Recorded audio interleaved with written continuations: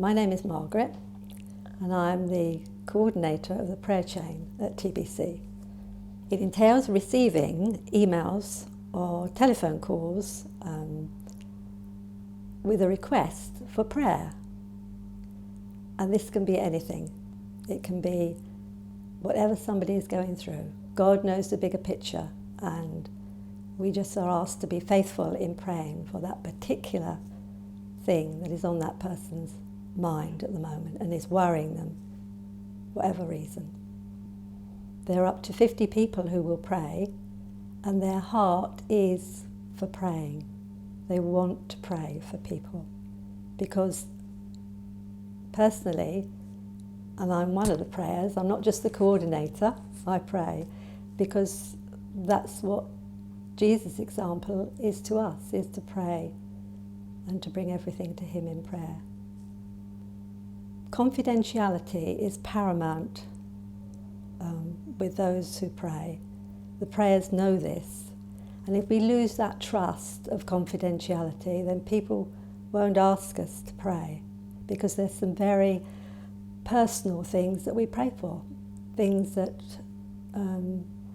people will be surprised that I think that we are asked to pray for, and we don't talk about it in any way. We've heard the quote which says, actions have consequences, well, so do our words. And in Ephesians 4:29, it says, do not use harmful words, but only helpful words, the kind that build up and provide what is needed, so that what we say will be good to those who hear it. So in other words, we don't gossip. We don't talk about it to anybody else for the sake of those people who we're praying for.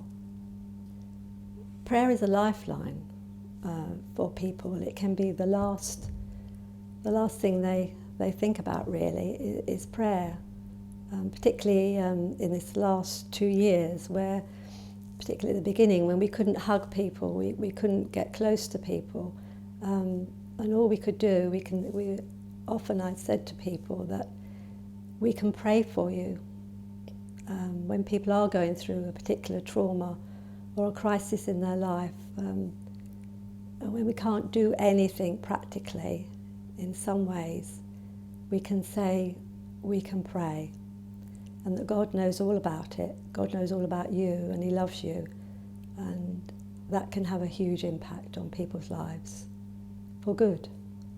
And I think also, offering prayer to people by just saying, even non-Christians as well as Christians, if you say, can I pray for you? That immediately has an impact on them, because they can either say, well, no, I think that's a load of rubbish, I don't want it. But I guarantee 9 times out of 10, they will say, oh yes, please, will you pray? And that's all we're asked to do, is to pray.